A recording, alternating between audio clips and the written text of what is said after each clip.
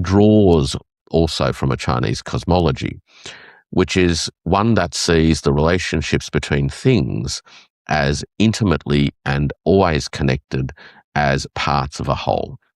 So what happens to one ultimately affects what happens to the other, and that the interests of each constituent component of a system must ultimately be aligned with the interests of the system writ large, because it is that macro system that ultimately shapes the conditions of possibilities for every constituent member of the system.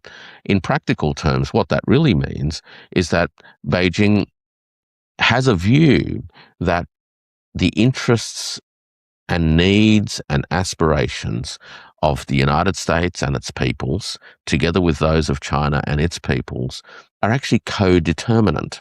They can't actually be separated from each other. And as a result, it is imperative at an ontological level, this idea, this is how reality is.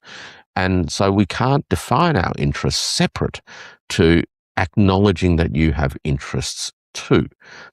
Whereas what tends to happen in Western mainstream international relations thinking is that countries are viewed as atoms. As atoms, they develop their own sense of what is in their own national interest. And they pursue those national interests to the extent that they can, and where necessary, they butt up against others, and they seek to impose on others where they can, because that's how you maximize your national interest.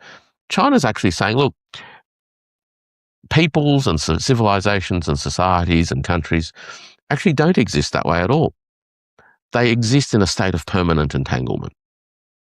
And because they exist in a permanent state of entanglement, you've got to actually start on that basis, which is that we must learn to coexist.